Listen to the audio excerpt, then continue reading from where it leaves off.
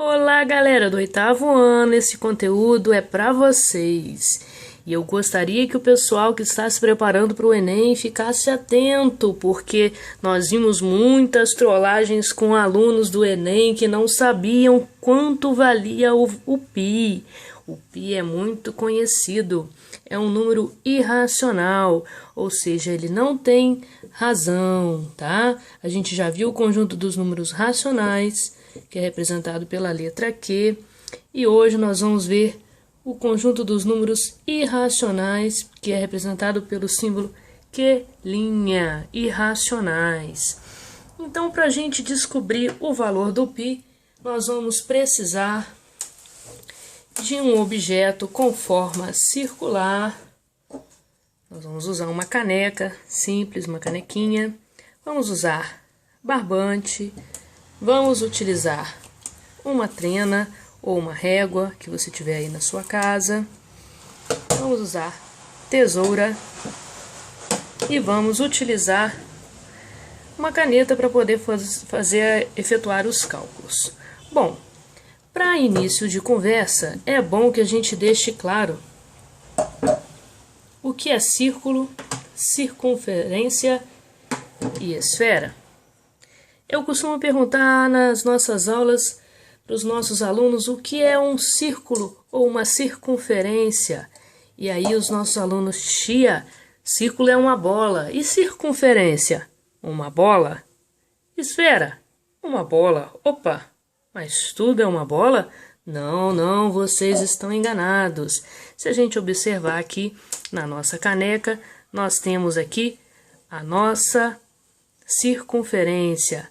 A borda é a circunferência. Se nós observarmos essa face aqui, nós temos a área do fundo, é o nosso círculo. E a bola? Ah, sim, aquela bola? Aquela sim é a esfera, ela tem volume. A diferença básica é que círculo, ela tem área. Tá? Já a circunferência tem comprimento. Muito importante a gente saber. E a esfera tem volume. E como que a gente trata essas informações? Costumo dizer nas minhas aulas que circunferência, ela é 1D, uma dimensão. O círculo tem área, é 2D. E a esfera tem volume, porque tem mais uma dimensão, a profundidade, 3D. Tranquilo nessa definição básica? Então nós vamos trabalhar agora com a circunferência, que é o comprimento da circunferência. Se vocês se recordam, até para quem vai fazer o Enem, é bom saber, né, que o comprimento da circunferência é dado pela fórmula C é igual a 2πr. Poxa, mas e esse π, hein? Eu sei que esse π é 3, alguma coisa, não sei quanto. Mas eu não sei exatamente se esse valor é aproximado, se esse valor é exato. O que eu posso afirmar para vocês, gente, de cara, o valor do π é aproximado, porque ele é um número decimal infinito não periódico. O que quer dizer isso? Ele tem uma parte inteira, ele tem uma parte infinita e não respeita um período, não tem um padrão. Ele é um decimal infinito não periódico. E sobre essa relação, que muitos ainda não lembram, né? A gente costuma trabalhar com duas casas decimais. A gente tem que se recordar que π é igual a aproximadamente 3,14. E daí a gente começa a tentar entender essa relação do π. A gente sabe que aqui tem uma multiplicação. Então eu vou pegar o meu 2 e o meu R, vou chamar de diâmetro. Por quê? Porque o diâmetro nada mais é que 2 vezes o raio, ou seja, raio mais raio. Por quê? Voltando para nossa canequinha aqui, se eu traçar uma linha de uma borda a outra, eu vou ter aqui, ó, passando pelo centro, esse pontinho aqui central, eu vou ter daqui até o meio um raio, daqui até do meio até a outra borda, outro raio. Então eu tenho 2 raios, né? Ter 2 raios. E 2 raios é igual ao diâmetro. Então, se eu quiser transformar essa fórmula, eu posso dizer, por exemplo, modificando, que o meu comprimento é 2 vezes o raio ou diâmetro, né? Vezes π. E aí, quem é o meu π? Eu posso isolar esse π? Posso deixar esse π sozinho. E aí eu pego a circunferência, esse d que estava multiplicando passa para cá, dividindo, comprimento dividido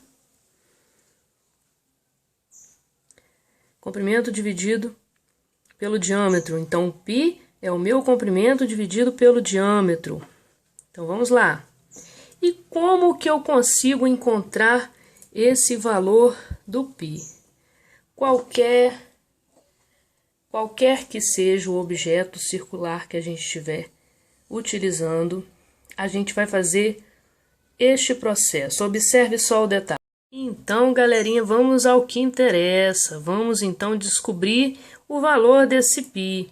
Então, eu vou utilizar agora, como eu já disse para vocês, a nossa caneca. Vou utilizar o barbante, sem marcação nenhuma, tá vendo? Vocês podem ver, nós temos um rolo de barbante comum. Vou utilizar a trena ou a reguinha, vocês podem utilizar a trena, ela tem as demarcações bem minuciosas, tá vendo? A gente vai ter aqui a marcação bem fácil pra gente visualizar. A tesoura para cortar o meu barbante. E vamos lá, vamos ao que interessa. Peguei uma caneca comum, uma caneca plástica, que não tem muito atrito, né? Mas que também que seja no mesmo padrão. Aqui eu tenho uma linhazinha que divide a minha caneca, que fica até fácil, porque quando eu for traçar o diâmetro tem que passar pelo centro. Ela tem uma marcação e ela tem as linhas laterais que vão me fazer calcular o diâmetro corretamente. Que eu preciso de 2 pontos opostos que passem pelo centro. Então, eu vou precisar desses 3 pontos para me guiar com relação ao diâmetro. Então, vamos lá. Para começo de conversa, vou afastar um pouquinho aqui minha caneca. Vou pegar... Vamos apagar isso daqui. Vou pegar o meu barbante. E vou dar uma volta completa na minha caneca. Então vocês podem observar aqui, ó. Então, uma volta completa na minha caneca.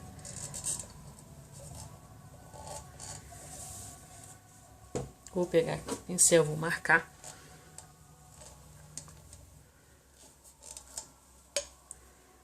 Vou marcar aqui a minha volta completa. Agora, novamente, vou pegar aqui a minha caneca e utilizar o mesmo barbante, mesmo pedacinho.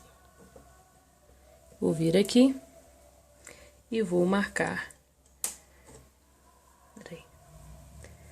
Vou marcar pontinho que passa pelos 3 pontos que eu falei com vocês. Então, vamos marcar aqui o pontinho. Agora, na primeira marcação, que vocês podem observar aqui, que é o comprimento da circunferência. Vamos tirar a caneca aqui agora e vamos recortar o comprimento da circunferência. Notem uma relação muito interessante, que se eu dobrar aqui, ó, na segunda marquinha onde era o diâmetro, vou dobrar em 3 pedaços. Se eu dobrei em 3 pedaços, que eu posso concluir? Que esses 3 pedaços são quase idênticos, sobrando uma pequena borda, se vocês observarem bem, uma pequena borda. Mas essa pequena borda a gente precisa medir, né, gente? Vamos colocá-la aqui. Eu lembro que eu fiz com vocês em sala de aula, a gente colou no caderno. Agora nós vamos pegar a nossa trena e medir o nosso barbante. Então vamos tentar deixar o mais reto possível, mais reto possível. Então aqui, ó, tá vendo? Do início ao fim, eu vou ter aqui, ó, 20,